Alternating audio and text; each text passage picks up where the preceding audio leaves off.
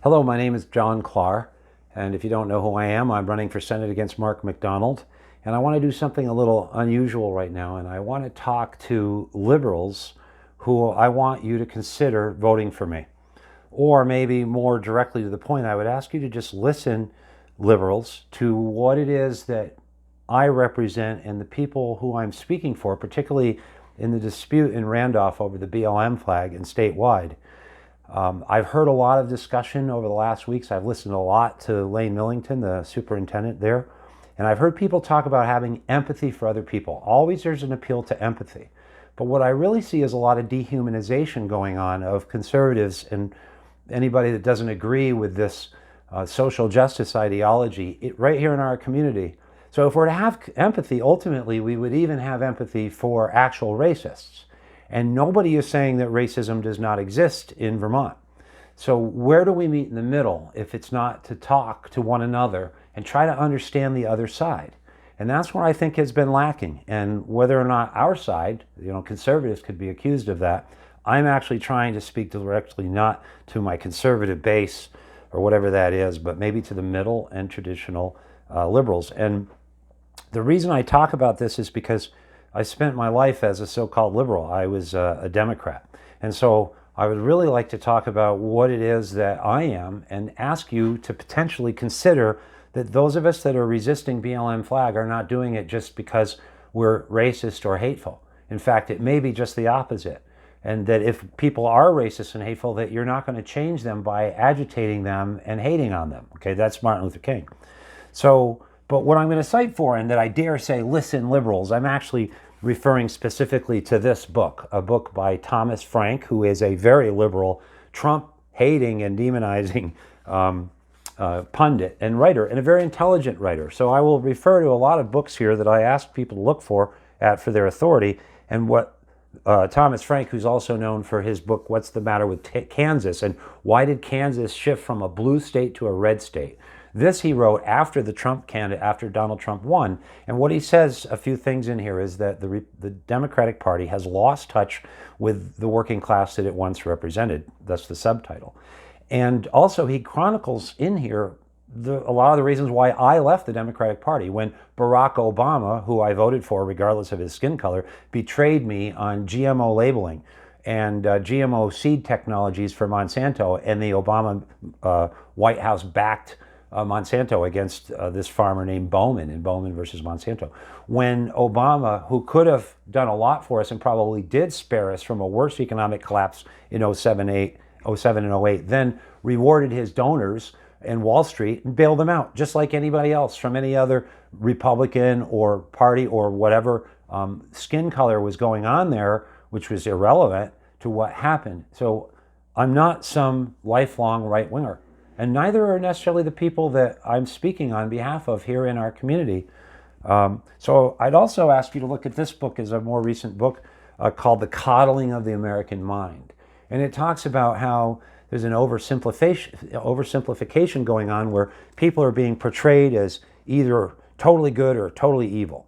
And what Thomas Frank's point is in Listen Liberals is that you can't just continually run as policy in America hating your opponent, hating Donald Trump and saying, oh, there's an existential emergency. We have horrible, evil Republicans here and we must stop them. It's not a policy.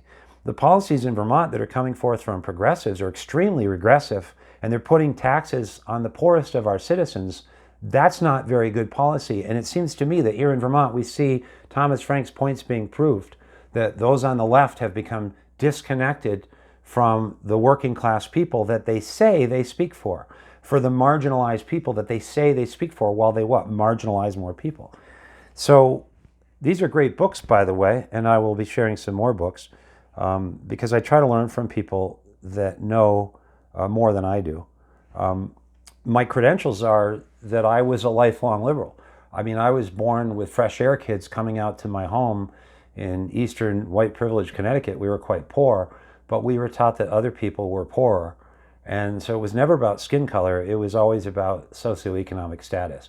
My mom was a social worker in the inner cities of Connecticut, working in DCF with underprivileged families in distress. And so was my family in distress. I grew up with a broken family, and we didn't have a lot of money. And so when I was able to go to law school with loans and help from my dad and others, it was very much less expensive then. I was very much still a Democrat. I was in the National Lawyers Guild, which now is the legal wing of Antifa. I was a regular attendee of their meetings.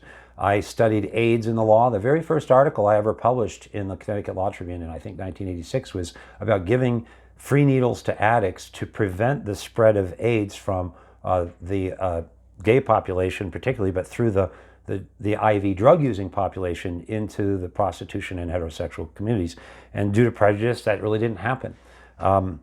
I worked as a pro bono public defender for years in criminal court in Connecticut. It cost me money to do that. Almost all of my clients there were Black and Hispanic. And that's because I helped people that needed that benefit of legal representation. I also did a lot of pro bono work in juvenile court and for gay and transgender people back in the the late 80s and 90s. I guess I was woke is the term now, but I've been 33 years in good standing in the bar there in Connecticut, and I worked in tax law for a number of years, and that's why I feel very strongly about taxes that are regressive, like sales taxes, and now they want to put a food tax on, things that hurt the poor at the expense, or hurt the poor and are very backwards. So this is something I've always believed, and I still believe. But after a number of years of practice in Connecticut, I got very, very ill with undiagnosed Lyme disease, and I ended up with fibromyalgia syndrome. I hadn't even been to a doctor in 12 years. I could bench press 400 pounds, and I was climbing Mount Washington on the weekends, and all of a sudden I couldn't even walk, and I didn't know what had happened to me. I was on antibiotics for 12 years. And that's when we moved to Vermont and bought a farm. And so why I don't practice law in the courts, even though I'm still admitted in good standing, is that I farm, because keeping physically active is how I keep my body working. And I've been able to gradually, over 20 years now, recover so that I can try to serve by running for office and trying to bring some of these training and skills into our tax system in Vermont to make it more equitable. Because it's not equitable to tax retirees to pay for heat pumps, for newcomers to move to Vermont and buy a third home for $500,000 and have it funded by somebody who can't afford heating oil right now. Because that's the kind of disparity that I'm trying to address. And I think that a lot of us can come together on that. So back to the social justice issues. I've been called a racist because I dare question BLM. Aside from the credentials I've recited and having studied, I got an A in social justice in law school. I went to Rutgers University for a year where I was steeped in a Black culture that was awesome. My son, I'm Abenaki in heritage. My son from my first marriage is very significantly mixed race. He was raised here in Vermont. In fact, we had an episode when he was in 7th grade up in Barton, Vermont, where the parent of another child referred to my son with the N-word and told their child, "I don't want you hanging out with that N." And it was very hurtful. But we learned to use it as a learning experience, and we explained to our son and others around us that we should feel sad for this child whose parent was that way. But what I can tell you is that my son went on then to high school at Lake Region High School. Some of his friends had Confederate flag license plates. That doesn't mean anything racist to them. And my son loved his upbringing in the kingdom. And he didn't have any other episodes that I'm aware of. So that's an example where there was, an episode of racism, but it did not paint the tenor or what the experience of was in the NEK. And in fact, there is no systemic white supremacy in Vermont. But that would be upon you, liberals. Listen, liberals, it would be for you to prove that. And we have some books. I mean, Thomas Sowell, who is a Black magna cum laude graduate in economics from Harvard, has written about this extensively. It would be a good thing, wouldn't it, if we're not as racist as is alleged? And what he shows here is that not every racial disparity is due to discrimination. For instance, here in Vermont, we're told that wealth disparity is due to racism because Black people on average don't have as much money as white people. But if you looked along age lines, you'd find that the average Black people in the state are like 45 versus much older for white people. And wealth disparity will tend to be created over time as people accumulate assets, especially the current generation who are older, who had more opportunities to do that. So is it a fact that all the disparities in wealth in Vermont are due to white supremacy? No, it's actually a fact that it's not. And it can be proven that it's not if people were to listen and study the facts long enough rather than jump to race-based conclusions, which are pretty horrible. it's a pretty horrible thing to call somebody a racist who isn't, kind of like using the N-word. And maybe people might want to reflect on that it's a really alienating and horrible thing. And it would be another new sin to start recklessly calling people names just because they don't agree with you on something that's an idea. But there's a huge difference in a comment against my son being called the N-word in the kingdom 15 years ago by an ignorant parent, and school officials now like Lane Millington and others calling people racist in the community. These are public officials. And this school and this board blatantly violated basic constitutional free speech law when it put the BLM flag up at this school. And it inflamed division in the community because it was always illegal. And a lot of people in the community, I mean literally illegal, literally a violation of obvious basic free speech law. And then a couple of weeks ago in the Shurtleff versus Boston case, the United States Supreme Court basically said so, 9-0. And yet, still, there's so much contention and people are being targeted who are simply asking for the Constitution to be respected. If I were still a liberal, I would not advocate having the BLM flag up there. As a conservative, I do not advocate having the MAGA flag up there. It violates the rules that allow us to have civility. It violates the rule of law. And if you want to have the rule of law, you can't just invoke those parts of it that you demand, like Roe versus Wade, and then throw away the parts you don't like free speech. And that's the kind of inconsistency that we're seeing very much here in Randolph. It's not about chicken or Chick-fil-A. It is about racializing a ghostwriter as a racist image when nobody ever saw it that way. What about young people who were horrified when Elijah Hawks came in and put a cloak on it? Look at the thing. It doesn't look like a KKK writer. Nobody intended it that way. That's literally creating racist division. That's creating resentment. And who is in charge of the speech? Who gets to come in and decide what the mascot means for the students, if not the students themselves? This was just the beginning of a long process of silencing left-wing speech or right-wing speech while allowing left-wing speech. In Randolph School right now, there are Black Lives Matter displays around the school. I will show you, and I'll be writing about this, why that's unconstitutional. In Randolph, listen, liberals, in Randolph, what you've done is you've allowed teachers to have free speech to push a liberal agenda, and they're the majority, and an ideology that is overtly left-wing, liberal, even far left-wing, and is not simply a platitude, while telling children they can't even wear a shirt that says there are only two genders. They can't say, "Let's go Brandon" at an event. And the equity director from VTC, I don't know what she's doing in Randolph, is just horrified that somebody would wear a shirt that says, "I love Chick-fil-A."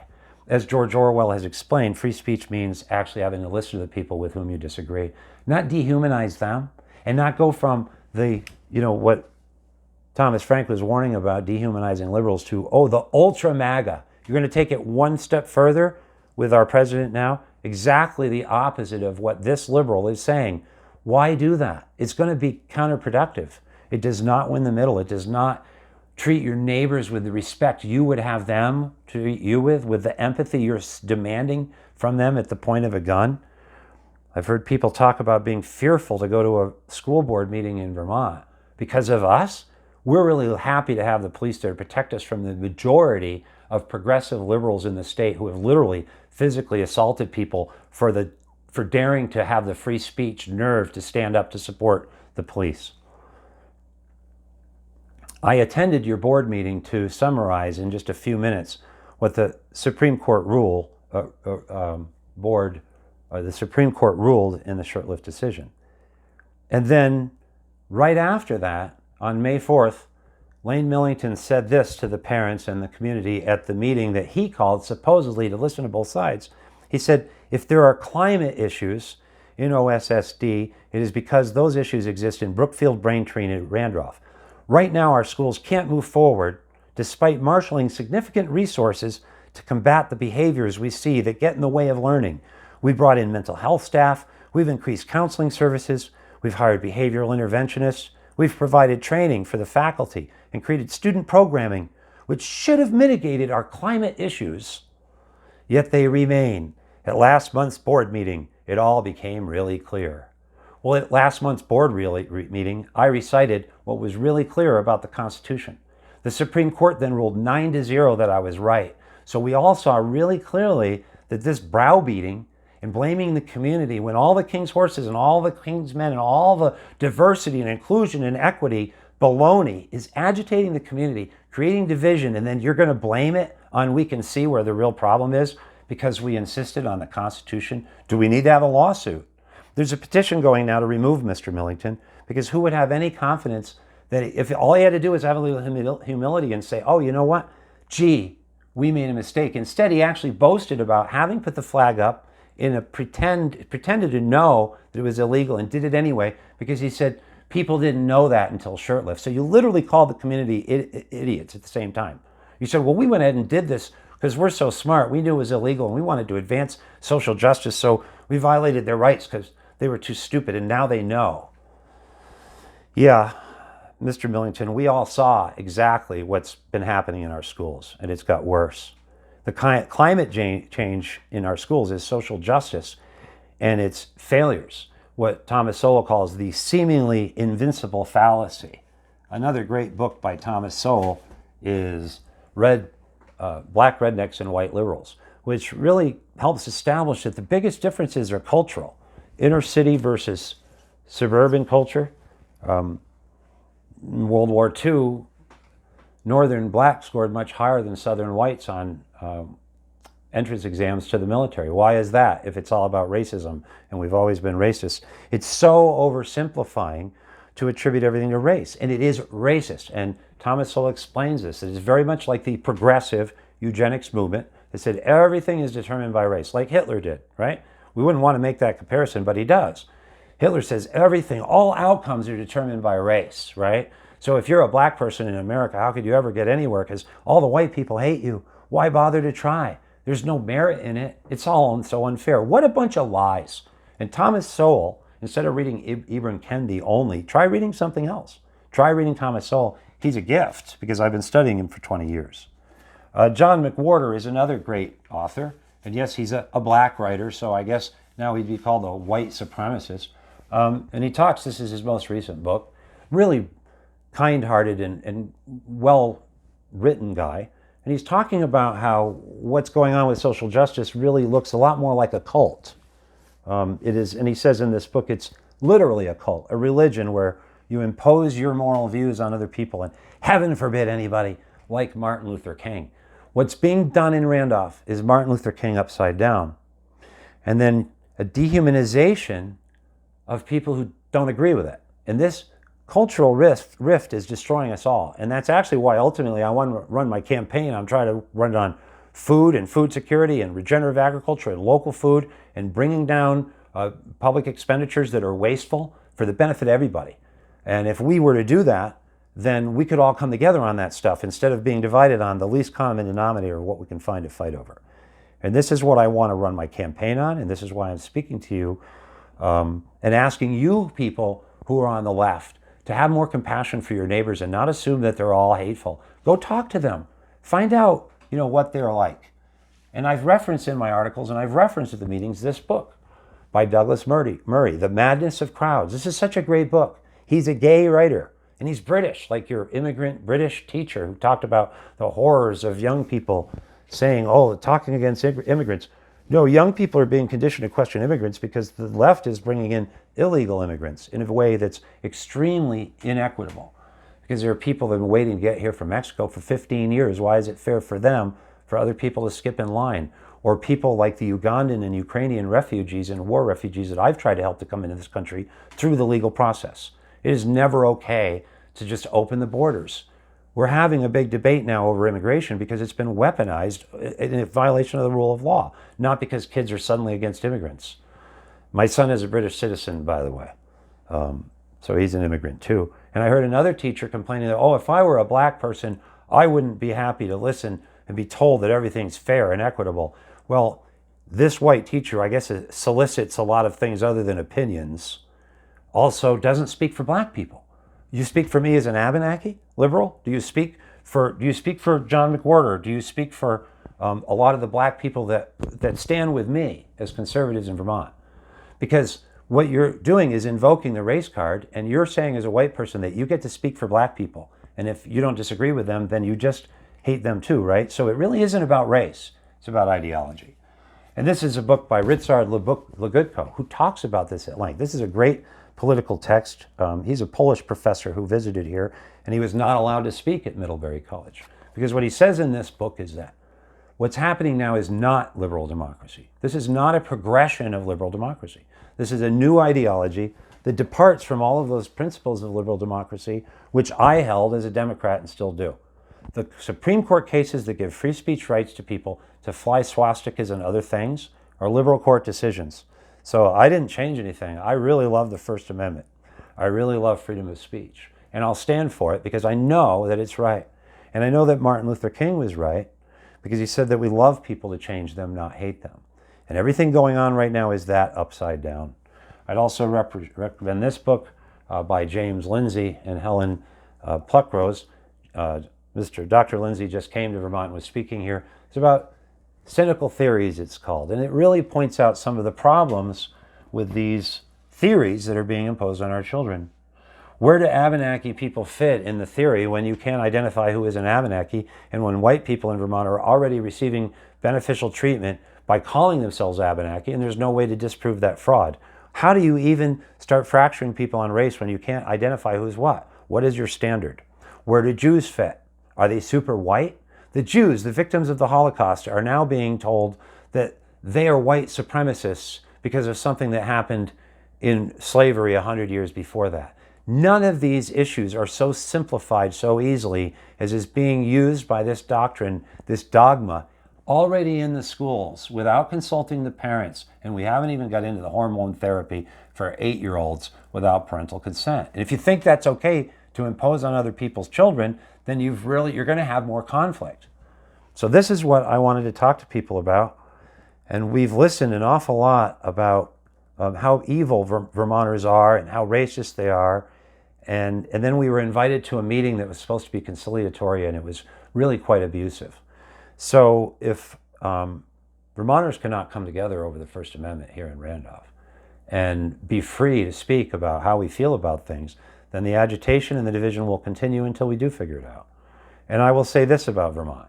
Vermont was the first Western nation in the world before England to ban slavery. I know now you say it isn't good enough. It was amazing. The reason we don't have a lot of black people here is that we didn't drag them here in chains.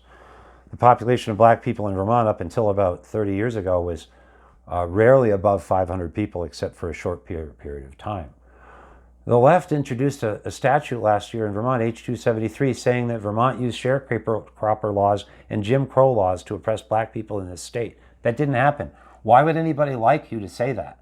What about Vermont's sacrifices as abolitionists and in the Civil War? Some of the most profound sacrifices of any state. And look at the history of it. Vermont was outspoken, donated money to Kansas to support freemen. This is a state that has consistently sacrificed lives and treasure to support people of color. Remember, you can't say colored people, but you can say people of color. And you can't say that black people are inferior, but you can say that white people are superior. This is racism. This is a new racism that you on the left have brought into Vermont without any consensus from other citizens, and it is already seeding dissent and conflict. Vermont voted for Barack Obama at the highest rates of the country of any state other than Hawaii in both elections, rates at like 67%. Until recently, Vermont had the narrowest income gap between black and white people of all 50 states. And until recently, I don't know if it's still true, Vermont was the only state in which black people were more likely to have a graduate degree than white people. What do those things say about how we are? With such low numbers of black people in this state, if you brought just 200 people here, and black people who are wealthy, and relocated them here, all of a sudden the average income would be better, right? And we wouldn't be racist anymore, right? If we're looking at a one-factor measure. What about Alexander Twilight, the first black graduate of a college at Middlebury College in the 1820s, I believe, and went on to be a school teacher and the only black member of any legislature pre-Civil War in the whole country was here in Vermont. Now, I'm not saying that means nobody's racist, but we're not allowed to even say those things. We're not allowed to look at those parts of our history that we should be proud of, that we should say we're good and not hateful and not white supremacist. Oh no, you can't say that because then you're denying true history. No, you're denying true history. And nobody's saying that there was not racism here, but Vermont was built out of the woods from people coming here who just wanted to be free, and they cleared the land here, and they weren't taking it from Abenaki. So the whole argument is built on a bunch of falsehoods. So why would you have to lie so much if there was so much white supremacy? I've lived here and I've never met a white supremacist or a KKK member in Vermont. And now I see on the news, we're talking as if they're around every corner because they're white people. These are white people who are liberals telling other white people how racist they are. By what authority and by what facts? My goodness, you better be right if you start saying that kind of stuff about other people. And if you read these books, if you take the time to ponder in your religion that maybe you're wrong, read that book right there. Just read the first chapter and think back to the eugenics movements and progressivism and lobotomies and other things that were rushed into by fools and what's being implemented on the children in Randolph.